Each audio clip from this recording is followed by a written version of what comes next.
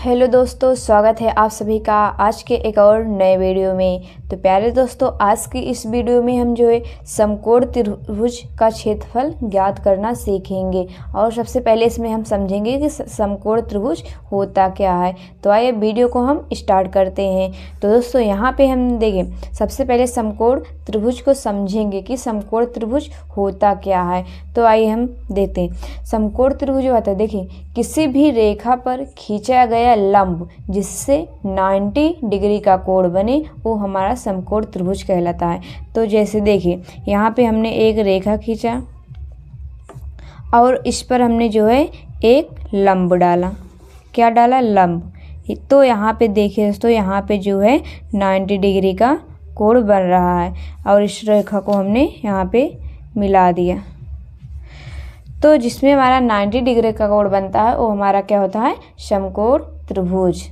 तो आइए अब हम जो है क्वेश्चन को समझते हैं। सबसे पहले हम समझ लेते हैं कि समकोण त्रिभुज का क्षेत्रफल क्या होता है। तो समकोण त्रिभुज का क्षेत्रफल क्या होता है?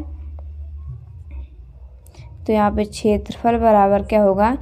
1/2 गुणे में आधार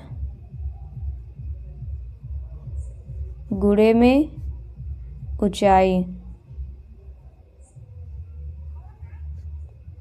समकोण त्रिभुज का क्षेत्रफल क्या हुआ?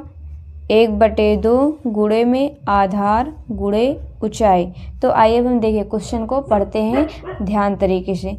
एक समकोण त्रिभुज का आधार 8 सेंटीमीटर और इसकी ऊंचाई 6 सेंटीमीटर है। इस त्रिभुज का क्षेत्रफल बताइए। तो हमें समकोण त्रिभुज का क्षेत्रफल ज्ञात करना है। तो क्षेत्रफल क्या होता है? 1/2 गुणे में आधार गुणे ऊंचाई। तो आइए अब हम इसको ज्ञात करते हैं। यहाँ पे क्षेत्रफल बराबर में 1/2 गुणे आधार कितना दिया है? यहाँ पे देखिए कहा आधार दिया है 8 सेंटीमीटर। तो यहाँ पे हम आधार को लिख लेंगे 8 सेंटीमीटर गुणे ऊंचाई यहाँ पे कितना दिया है? ऊंचाई 6 सेंटीमीटर है। कितना है? 6 सेंटीमीटर। तो यहाँ पे हम 2 से 6 को काट सकते हैं या 8 को, दोनों कट जाएगा क्योंकि 2 के पहाड़े में 8 भी आता है 6 भी। तो यहाँ पे हम 2 से 6 को काट देते हैं। 2 तिहाई 6। अब 8 गुणे 3 बचा। कितना? 8 गुणे 3 बराबर में 8 गुणे 3। तो 8 का गुणा 3 में करेंगे, कितना आएगा? 8 त्रिक 24। तो यहाँ पे क्षेत्रफल कितना आ गया हमारा? 24। तो दोस्तों यही हमारा जो है आंसर हो गया। आइए अब हम नेक्स्ट क्वेश्चन पे चलते हैं। तो देखिए, यहाँ पे हमारे पास दूसरा क्वेश्चन क्या है? एक समकोण त्रिभुज का आधार 16 सेंटीमीटर और इसकी ऊंचाई 9 सेंटीमीटर है। इस त्रिभुज का क्षेत्रफल बताइए। तो समकोण त्रिभुज का क्षेत्रफल हम क्या जानते हैं? क्षेत्रफल बराबर में 1/2 गुणे में आधार गुणे में ऊंचाई।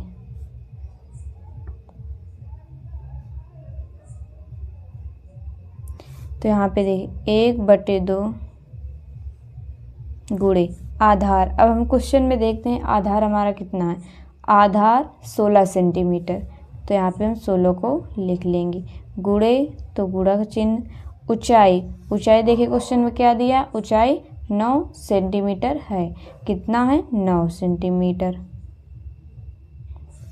तो यहाँ पे बराबर में 2 को हम 16 को काटेंगे 2 से, कितनी बार में कटेगा?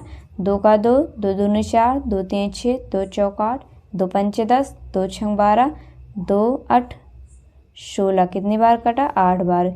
तो यहाँ पे क्या बचा? 8 गुणे में 9। यहाँ पे क्षेत्रफल बराबर कितना है हमारा? देखिए 8 का गुणा 9 में करेंगे तो कितना होगा? 8 9 72। किस में था हमारा क्वेश्चन? सेंटीमीटर में। तो यहाँ पे कितना आ जाएगा? 72 सेंटीमीटर। यही हमारा इसमें आंसर हो जाएगा। और यहाँ पे भी हो 24 सेंटीमीटर। तो यहाँ पे क्षेत्रफल इसमें आ गया हमारा 72 सेंटीमीटर। तो दोस्तों यही हमारा जो है इसमें आंसर हो गया। अब दोस्तों हम जो है इसमें समकोण त्रिभुज का कर्ण ज्ञात करना सीखेंगे। तो आइए अब हम क्वेश्चन को पढ़ते हैं। उस समकोण त्रिभुज का कर्ण ज्ञात कीजिए जिसकी अन्य दो भुजाएं 8 सेंटीमीटर और 15 सेंटीमीटर है। तो दोस्तों यहाँ पे देखिए डायग्राम जो दिया है ये हमारा एक समकोण त्रिभुज है, क्योंकि इसमें 90 डिग्री का कोण बन रहा है। तो देखिए यहाँ पे एक भुजा दी है 15 सेंटीमीटर और एक भुजा दिया गया कितना 8 सेंटीमीटर। तो अब इसमें हम समझेंगे पहले कर्ण क्या होता है, लंब क्या होता है और आधार क्या होता है। तो देखिए 90 डिग्री, जो 90 डिग्री है उसके सामने की भुजा जो होती है वो क्या होती है, कर्ण। ठीक है। और जो ये लंब डाला गया सीधी लाइन होती है इसको क्या बोलते हैं हम, लंब। और ये जो बेस में नीचे इसको क्या बोलते हैं हम, आधार।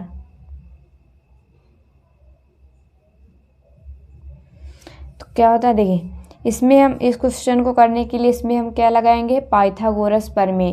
पाइथागोरस प्रमेय क्या होता है, इन दोनों भुजाओं का वर्ग, आधार और लंब, इन दोनों भुजाओं के वर्गों का योग तीसरी भुजा कर्ण के वर्ग के बराबर होता है। तो आइए अब यहाँ पे हम समझते हैं पाइथागोरस प्रमेय से हम इस क्वेश्चन को सॉल्व करेंगे।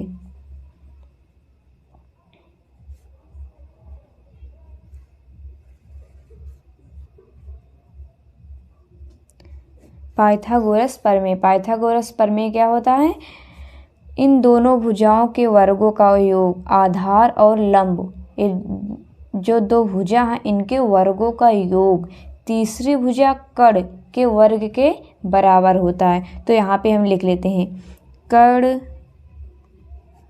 का वर्ग बराबर होता है इन दोनों भुजाओं के वर्गों के योग के, मतलब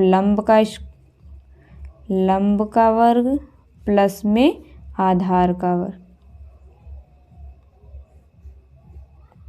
तो देखिए दोस्तों, देखिए ये दो भुजा इनके वर्ग का योग किसके बराबर है, कर्ण के वर्ग के। तो आइए देखिए इसमें हम क्या ज्ञात करना है, कर्ण।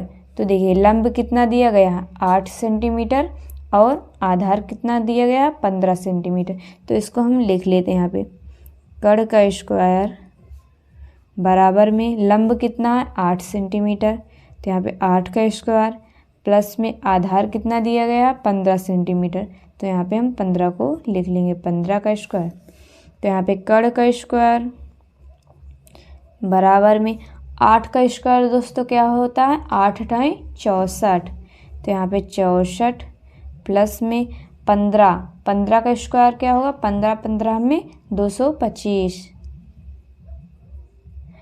स्क्वायर का मतलब दोस्तों क्या होता है, उसी का गुणा जो है 2 बार कीजिए, मतलब 15 × 15। तो आप 15 × 15 करेंगे कितना आएगा 225।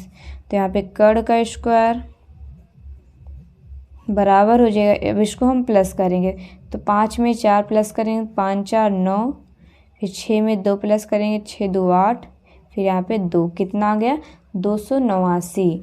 तो देखिए यहाँ पे क्या है, कर्ण का स्क्वायर, हमें क्या ज्ञात करना है, कर्ण। तो यहाँ पे कर्ण बराबर हो जाएगा, देखिए 289, स्क्वायर इस साइड हटेगा तो इस पे जो है रूट लग जाएगा, क्या अंडर रूट। तो यहाँ पे कर्ण बराबर क्या हो जाएगा 289। 289 किसका वर्ग होता है हम जानते हैं 17 का, क्योंकि 17 गुणे अगर 17 करेंगे तो हमें कितना मिलेगा 289। तो ये किसका मान हो जाएगा 17 का। तो यहाँ पे हमारा कर्ण आ गया 17 सेंटीमीटर। तो दोस्तों यही जो हमारा हुआ ये आंसर हो गया। अब आइए हम नेक्स्ट सवाल पे चलते हैं।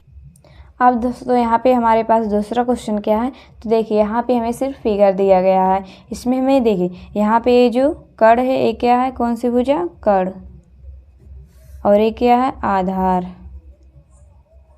और ये क्या है लंब। तो देखिए दोस्तों यहाँ पे आधार भी दिया गया और कर्ण भी दिया गया है, हमें क्या नहीं दिया गया है, लंब। तो मतलब हमें लंब का मान ही ज्ञात करना है इसमें।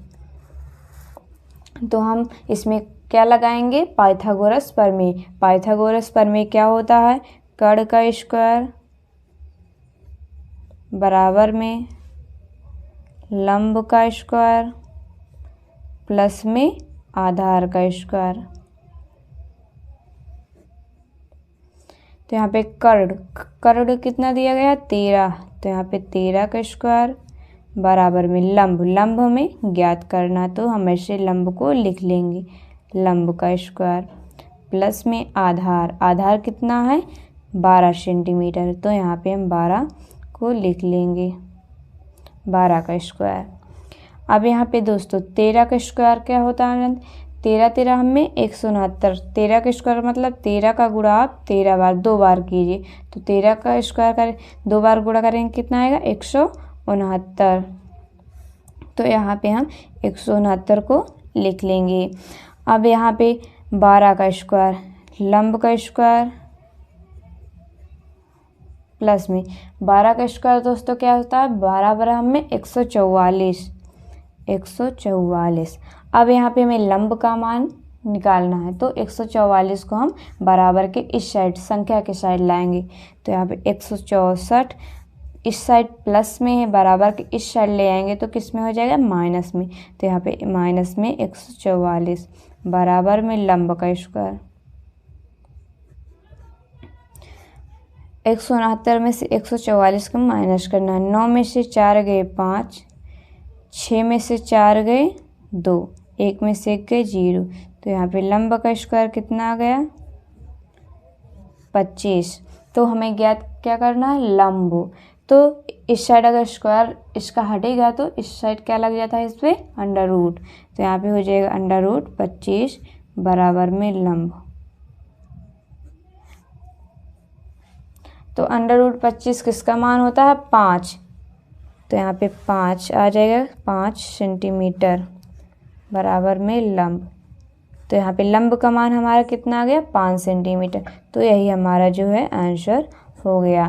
तो दोस्तों आशा करते हैं कि आपको यह वीडियो हमारी ज़रूर पसंद आए। अगर वीडियो पसंद आए तो वीडियो को लाइक और चैनल पर नए हो तो चैनल को सब्सक्राइब करना ना भूलें। धन्यवाद।